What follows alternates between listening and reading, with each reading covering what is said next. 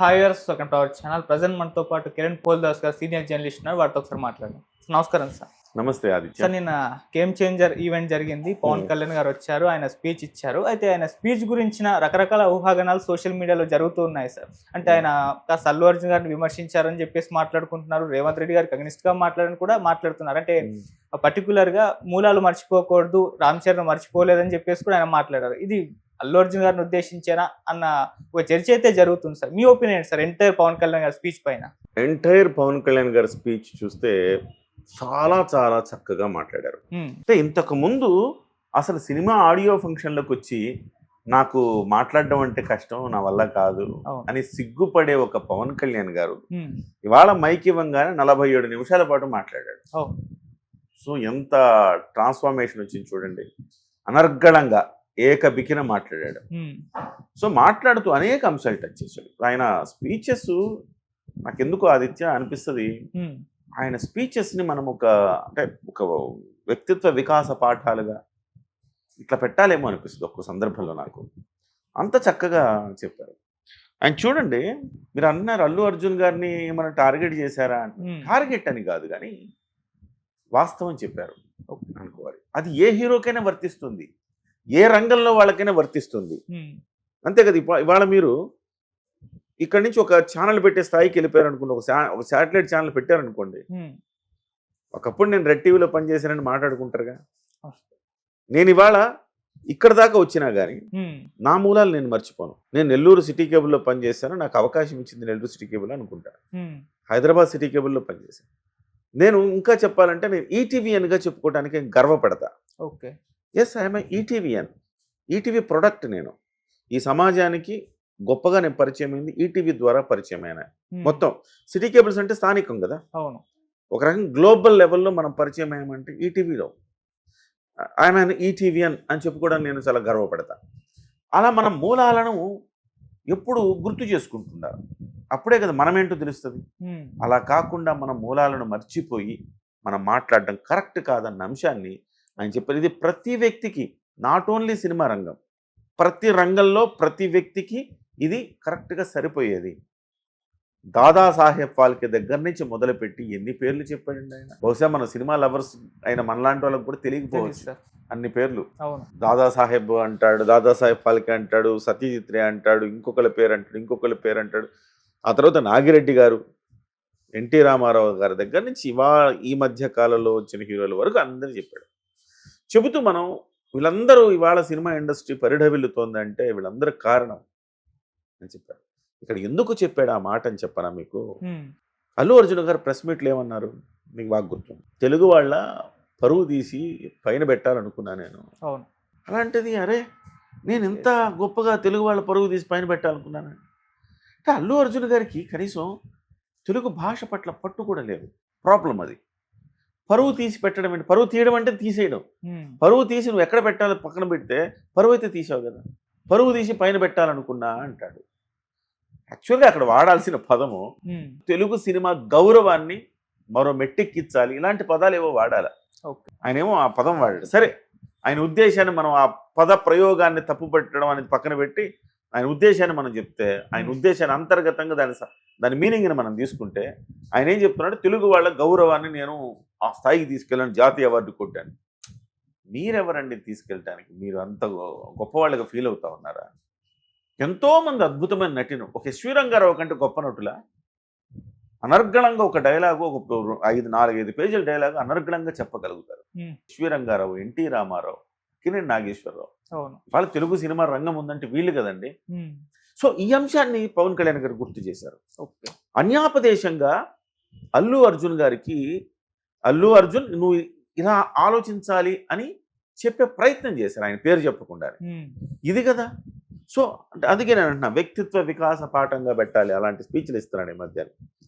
So ఆ రకంగా ఆ అంశంలో అల్లు అర్జున్ గట్టి కౌంటర్ ఇచ్చాడు. అట్ ద సేమ్ టైం అదే ఫ్యామిలీలో రామ్ చరణ్ వ్యక్తిత్వాన్ని ఆయన ఒక ఆకాశానికి ఎత్తేశాడు. రామ్ చరణ్ అంటే రాముడి పాదాల చెంత ఉండే ఆంజనేయుడు. ఆంజనేయుడుకున్నంత సహనం, ఓర్పు, శక్తి రామ్ చరణ్కు ఉన్నాయని చెబుతూ ఆయనలాగే ఈయన శక్తి ఈయనకు తెలియదు, అంత గొప్పవాడు, అందరివాడు, అందరూ ఇష్టపడతారు ఇతన్ని, ఇతని వ్యక్తిత్వం అలాంటిది, అందరూ బాగుండాలనుకుంటారని రామ్ చరణ్ ఎంత ఎత్తుకి ఎదిగినా ఒదిగి ఉండే తత్వాన్ని కంపేర్ చేసి చూపించాడు. ఓకే. దీని నుంచి అల్లు అర్జును, పవన్ కళ్యాణ్ గారు నా గురించే చెప్పారా, నా గురించి ఆయన ఎట్లా చెప్తాడని నెగిటివ్ తీసుకుంటే ఆయన ఎవడు బాగు చేయలేడు. ఎస్, ఆయన చెప్పిన దాంట్లో నిజమే ఉంది కదా, మనం ఎక్కడో తప్పు చేస్తున్నాము, మన క్యారెక్టర్ని కరెక్షన్ చేసుకోవాల్సిన సమయం ఆసన్నమైందని ఆయన అనుకుంటే అల్లు అర్జున్ గారు డెఫినెట్గా అద్భుతమైన నటుడు. నేను చాలా సందర్భాల్లో చెప్పా, అల్లు అర్జున్ అద్భుతమైన నటుడు, అందులో డౌట్ ఎవరికీ లేదు. ఈవెన్ పవన్ కళ్యాణ్ గారు ఒప్పుకుంటారు, నాకంటే గొప్ప నటులే మీరు అందరూ అని చెప్పి ఒప్పుకుంటారు. సో అలాంటి అద్భుతమైన నటుడు ఒక చిన్న క్యారెక్టర్ మిస్టేక్ వల్ల తను పాడైపోతున్నాడన్న ఒక బాధతోనే నేను కూడా చెప్తున్నాను తప్ప అంతకు మించలేదు. అల్లు అర్జున్ గారికి అయితే గట్టిగానే ఈ హత్తుకు అంటే తాకు ఉంటుంది, హృదయానికి తాకు ఉంటుంది. అది నెగిటివ్గా తాకించుకుంటాడా, పాజిటివ్గా తాకించుకుంటాడా, ఆయన ఆలోచించే విధానాన్ని బట్టి ఉంటుంది. చాలా చక్కగా చెప్పారు. నాట్ ఓన్లీ అల్లు అర్జున్, నేను అంటుంది అందరికీ ఇది వర్తిస్తుంది. First point. Okay sir. రెండోది, ఆయన సినిమా ఇండస్ట్రీకి సంబంధించి జగన్మోహన్ రెడ్డి గారికి మళ్ళీ ఒక్కసారి వేశాడు, గట్టిగా దించాడు. జగన్మోహన్ రెడ్డి గారు వంగి వంగి దండాలు పెట్టించుకున్నాడు. అలాంటి సంస్కృతి కూటమి ప్రభుత్వంలో లేదు.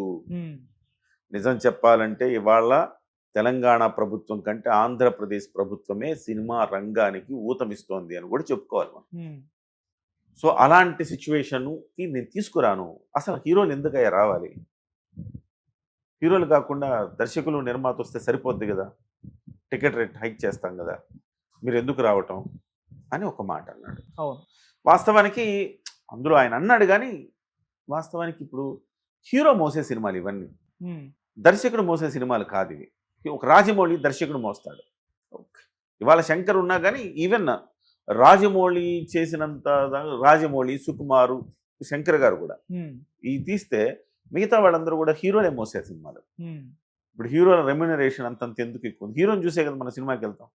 వాళ్ళ గేమ్ చేంజర్కి వెళ్తున్నది శంకర్ని చూసి కాదు, హీరోని చూసే వెళ్తాం. సో ఆ రకంగా హీరో సెంట్రిక్గా మారిపోయినందుకు ఇవాళ హీరో కూడా వెళ్ళాల్సి వస్తుంది. కానీ వాస్తవానికి ఆయన చెప్పింది కరెక్ట్. హీరోలకి ఏం సంబంధం? నిర్మాత వచ్చి మాట్లాడుకుని వెళ్ళిపోవాలా, అది ఆ అంశాన్ని చెప్పాడు. అక్కడ జగన్మోహన్ రెడ్డి గట్టి కౌంటర్ ఇచ్చాడు. మూడో అంశము టికెట్ ధరల పెంపుకు సంబంధించిన అంశం చాలా లాజికల్గా చెప్పాడు. మీరు అందరూ అనుకుంటున్నారు, నిజంగా అపోహ కదా, ఎవరు చెప్పలా ఈ అంశాన్ని, ఏ ప్రభుత్వం చెప్పలే ఇప్పటివరకు.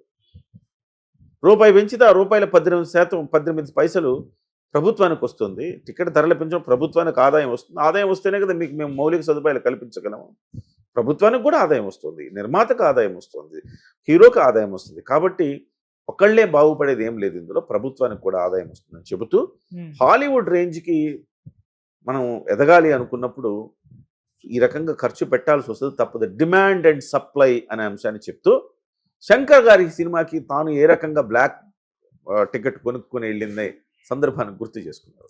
ఈ రకంగా టికెట్ పెంపు ఈ మధ్య ఎవరో 2-3 అంటా ఉన్నారు, సిపిఐ రామకృష్ణ లాంటి వాళ్ళు, వీళ్ళందరూ కూడా టికెట్ ధరలు పెంచడాన్ని తీవ్రంగా వ్యతిరేకిస్తున్నామని చెప్తున్నారు. మరి పుష్ప 2 అప్పుడు మాట్లాడలేదు, వీళ్ళంతా ఇప్పుడు మాట్లాడుతున్నారు. సరే, ఈవెందో దానికి సంబంధించిన లాజికల్గా సమాధానం చెప్పాడు, అదొకటి అంశాన్ని. సో ఇట్లా ప్రతి అంశం కూడా, ఇంకోటి సినిమా వాళ్ళకు కూడా చెప్పాడు. ఊరికే మీరు టాలీవుడ్, బాలీవుడ్, మాలీవుడ్, శాండల్వుడ్, అది కర్ణాటక, ఇలా అనుకోవడం కాదయ్యా. హాలీవుడ్ని చూసి, పులిని చూసి నక్కవాతలు పెట్టుకున్నట్టుగా మన అస్తిత్వం ఇండియన్ సినిమా. ఇది ప్లీజ్ ఇండియన్ సినిమా అనండి. ఆయన దేశభక్తి కనపడింది అక్కడ, ఇండియన్ సినిమా అనండి అని చెప్తూ దాన్ని కూడా ఆయన ఆ అంశాన్ని కూడా తప్పుపట్టాడు. వాస్తవానికి టాలీవుడ్, మాలీవుడ్ ఏంటిది, ఆ వుడ్ని మాత్రమే తీసుకున్నాం. హాలీవుడ్లో ఉండే టెక్నాలజీని, ఆ టెక్నీషియన్ని, ఆ కథల్ని, ఆ తీసే విధానాన్ని, ఆ స్క్రీన్ ప్లేని మీరు ఎందుకు తీసుకోవట్లేదు అనే అంశాన్ని కూడా ప్రశ్నించాడు. ఇండస్ట్రీ కూడా ఒకసారి ఆలోచించాల్సిన అవసరం. ఇట్లా ఆల్మోస్ట్ ఆదిత్య అన్ని అంశాలు కూడా కూలంకషంగా ఆయన డిస్కస్ చేశాడు. మీరు అన్నట్టు తెలంగాణ ప్రభుత్వాన్ని ఎక్కడ ఆయన ఇబ్బంది పెట్టే మాట కానీ ప్రయత్నం కానీ ఎక్కడ చేసినట్టు నాకు కనపడలా. ఓవరాల్గా సినిమాని ఎత్తాడు. సినిమా అద్భుతంగా ఉంది, ఈ సినిమా మెసేజ్ ఓరియంటెడ్ సినిమా అని చెబుతూ సినిమాని చేశాడు. ఎస్పెషల్లీ మళ్ళీ రంగస్థలంలో రామ్ చరణ్ గురించి అంతటి ప్రేమను వ్యక్తం చేశాడు. ఇవాళ మళ్ళీ అదే ప్రేమను వ్యక్తం చేశాడు. బంధాలు, అనుబంధాలు అంటే చిరంజీవి లేకపోతే మేమంతా ఎక్కడ? ఇవాళ మీరు ఓజీ ఓజీ ఓజీ అంటుంటే ఓజీ ఓజీ అన్న, డిప్యూటీ సీఎం అన్న, సీఎం అన్న, పవన్ కళ్యాణ్ అన్న, రామ్ చరణ్ అన్న, గ్లోబల్ స్టార్ అన్న, ఇవన్నీ కూడా ఆద్యుడు మూలం చిరంజీవి గారే, ఆయన అవును. లేకపోతే మేము ఎక్కడ ఉన్నాం అన్నాడు. అంతే కదా. హ్మ్. ఇవాళ అది కూడా అల్లు అర్జున్కి తాకుంటదిగా. Right sir. ఆయన ఏమంటాడు, నేను అందరూ హీరోలకి ఫ్యాన్స్ ఉంటారు, నేను ఫ్యాన్స్ చూసి హీరో అన్నాడు. హ్మ్. సో ఫ్యాన్స్ చూసి కాదు కదా హీరో అయింది. బహుశా ఆయన చెప్పడంలో క్లియర్గా పదప్రయోగం కరెక్ట్గా లేదేమో కానీ చిరంజీవి ఫ్యాన్స్ చూసి ఆయన హీరో అయి ఉంటాడు అనుకోవాలి మనం. అవును. అంతే కదా. అంతే సార్. సో ఆ రకంగా అల్లు అర్జున్కి ఇది ఒక గుణపాఠం లాంటి ఒక మంచి మెసేజ్ ఓరియంటెడ్ స్పీచ్ లాగా సాగింది. ఓకే. డెఫినెట్గా గేమ్ చేంజర్ సినిమాని మీరు సూపర్ డూపర్ హిట్ చేయండి అని సినిమాలో ఉన్న అంశాలను 2-3 అంశాలను ప్రస్తావించి ఒక ఫుల్ మీల్స్ లాంటి స్పీచ్ ఇచ్చారు ఆయన. హీరోలు తనను తాను తగ్గించుకున్నవాడు హెచ్చింపబడతాడన్న సూక్తిని ఎప్పుడు ఆయన పాటిస్తూ ఉంటాడు. హ్మ్. తెలుగులో చెప్తే ఎంత ఎదిగినా ఒదిగి ఉండాలని. ఉండాలి. అవును. దీన్ని పాటిస్తాడు ఆయన ఎప్పుడు.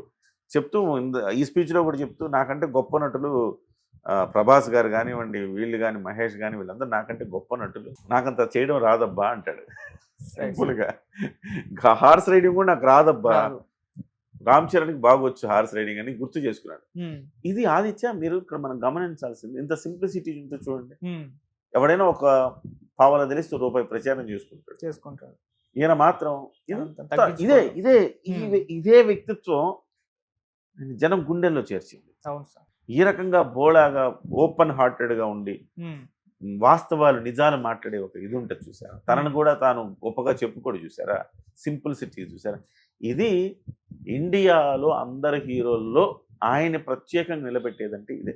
అలాగే సార్ ఇంకొక అంటే కొంతమంది హీరోలు కూటమి ప్రభుత్వానికి అంటే ఎలక్షన్స్ ముందర సపోర్ట్ చేయలేదు. అయినా మేము వాళ్ళ మీద వివక్ష ఇప్పుడు చూపించలేదు. ఆయన సినిమా ఇండస్ట్రీని రాజకీయాలకి ఆపాదించి కూడా మేము చూడాలనుకోవట్లేదు అన్న పాయింట్ కూడా ఆయన చెప్పారు. అన్నాడు. సో ఇక్కడ కొంతమంది హీరోలు అన్న దాంట్లో అల్లు అర్జున్ గారి పేరు అయితే వినిపిస్తుంది. ఇంకొంతమంది ఎవరు అందరిని తీసుకోవాలి ఆదిత్య, కొంతమంది ఎందుకు? కొంతమంది అంటే అందులో అల్లు అర్జున్ మాత్రమే ఎందుకు, అందరిని తీసుకోవాలి. ఎందుకంటే ఒక్క నాని మాత్రమే మాట్లాడాడు, మీకు గుర్తుంటే. ఓకే. అవును. నాని మాత్రమే పవన్ కళ్యాణ్ గారిని సమర్థించాడు. ఎస్ నిజమే కదా ఆయన చెప్పింది అన్నాడు. ఏదో డైలాగ్ అన్నాడు, బయట సినిమా థియేటర్ బయట ఉండే కిరాణా కొట్టు అంత ఉండదు దాన్ని ఆ థియేటర్ కలెక్షన్ అనేదో ఒక మాట అన్నాడు. సో ఒక రకంగా చెప్పాలంటే ధైర్యంగా ఉండాలి కదా ఇండస్ట్రీలో కూడా. అంత భయపడే పరిస్థితులు లాస్ట్ టైం ఉన్నాయి. ఎవరు మాట్లాడలేదు, అయినా కానీ నేను దాని గురించి వర్రీ అవ్వను అని లోపల ఎక్కడో ఉందేమో ఆయనకు అనిపించింది. వీళ్ళ గురించి నేను ఇంత మాట్లాడుతున్నాను కదా, ఒక సినిమా కష్టం వచ్చినప్పుడు మీరు మాట్లాడాలి కదా, ఇది కరెక్ట్ కాదని చెప్పాలి కదా. సినిమా ఇండస్ట్రీలో ఎవరో ఒకళ్ళు పెద్దరికం తీసుకొని మాట్లాడాలి కదా. ఇండస్ట్రీలో ఎవరికి వారే యమునా తీరే అవడం ఏంటి అనే ఒక బాధ ఎక్కడో ఉంది ఆయనకి. ఓకే. వాళ్ళ అన్నయ్య గారిని పెద్దగా సినిమా పెద్దగా అంటే ఒప్పుకోలేదు, ఒక వర్గం ఒప్పుకోలేదు. ఒక వర్గం ఆయన ఏంటి మాకు పెద్ద అనే తత్వంలో బిహేవ్ చేశారు. ఆయనకు మనసు గాయపడి నేను సినిమా పెద్దగా ఉండాల్సిన అవసరం లేదు, బిడ్డగా ఉంటానని చెప్పేశారు చిరంజీవి గారు. ఇవాళ సినిమా పెద్ద లేని లోటు కనపడుతోంది. ఇలాంటివి వచ్చినప్పుడు ఎవరో ఒకళ్ళు మాట్లాడాలిగా. ఇప్పుడు కూడా చూడండి, ఏకతాటి మీద సినిమా రంగం ఉందా? లేదు. ఇష్టానుసారం కమర్షియల్ అయిపోయింది. అల్లు అర్జున్తో సినిమా తీయాలి, అల్లు అర్జున్ జాతీయ స్థాయి ఉత్తమ నటుడు అయ్యాడు కాబట్టి ఆయన ఏదో ఒక రోజు డేట్లు ఇస్తాడు, మనకు సినిమాకి మనం తీసుకోవచ్చని నిర్మాతలు, మనం డైరెక్ట్ చేయొచ్చని దర్శకులు, మనం ఆయనతో నటించవచ్చు అని హీరోలు హీరోయిన్లు వరుసగట్టారు మనం. కానీ వాస్తవం ఏంటి, మీరు సినిమా పెద్ద ఉండుంటే సినిమా పెద్ద ఎవరైనా కూర్చొని డిస్కస్ చేసేవాళ్ళు, ఎట్లా ఈ ఇష్యూస్ సార్ట్అవుట్ చేయాలి. అల్లు అర్జున్ పిలిచి మందలించి ఇట్లా కాదు కదయ్యా నువ్వు చేయాల్సింది, వెంటనే అరవింద్ గారు మీరు వెళ్ళి అది చేయండి ఇది చేయండి. ఒక సిస్టమ్ లేదు కదా. ఆ సిస్టమ్ లేని ఒక లోటుని ఇప్పుడు తెలుస్తూ ఉంది. అది అదే అంశాన్ని ఆయన నర్మగర్భంగా అన్నాడు. ఆయన ఆ మాట అన్నాడంటే ఆయన మనసులో బాధ ఉందనే. ఆ రోజు ఎవడు ముందుకు రాలేకపోతే 10 రూపాయలు 20 రూపాయలు పెట్టి ఎంఆర్ వాళ్ళు తమ్మించారంటే టికెట్లు. ఎంత దౌర్భాగ్యం అండి, ఎంత శాడిజం జగన్మోహన్ రెడ్డి ఆ రోజు. శాడిస్ట్ లాగా బిహేవ్ చేసి అతను చేశాడు. కానీ ఒక్కడు ప్రశ్నించలేదే. ఎఫ్డిసి చైర్మన్గా ఉన్నాడు మెంటల్ కృష్ణ, ఎవరు పోసాని కృష్ణ, వాడు మాట్లాడలేదు. ఆలీ ఉన్నాడు, ఆలీ మాట్లాడలేదు. ప్రభుత్వంలో ఉన్నారు కదా వాళ్ళు. ఆలీ అనేవాడు పవన్ కళ్యాణ్ గారు ఎంత విలువిస్తాడు ఆలీ అనేవాడికి, వాడు మాట్లాడలేదు. ఇతను పోసాని కృష్ణమూర్తి మాట్లాడలేదు, ఎవరు మాట్లాడలేదు. పెద్ద పెద్ద హీరోలు, దర్శకులు, సినిమా నిర్మాతలు, ఆ నలుగురు కూడా ఉన్నారు. ఆ నలుగురు అంటారు కదా నిర్మాతలు, వాళ్ళు ఎవరు మాట్లాడలేదు. సో ఈ పరిస్థితి వచ్చింది. సో మీలో మీరు కలిసికట్టుగా లేకపోతే ఇండస్ట్రీ ప్రభుత్వానికి లోకు అవుతుంది ఫస్ట్ థింగ్. రెండవ అంశం, సినిమాకు సంబంధించి అంశాలు ప్రభుత్వాలు కూడా ఆ విషయాల్లో జోక్యం చేసుకోకూడదు టూ మచ్గా అనేది ఆయన చెప్పకనే చెప్పాడని చెప్పుకోవాలి. ఇందులో మీరు బహుశా నాకు ఇంతకుముందు మీరు అడిగింది తెలంగాణ ప్రభుత్వాన్ని కూడా కాస్త గిచ్చినట్టు చురకలు చురకలు అంటించారు అంటించినట్టుగా అనుకోవచ్చా అని. కానీ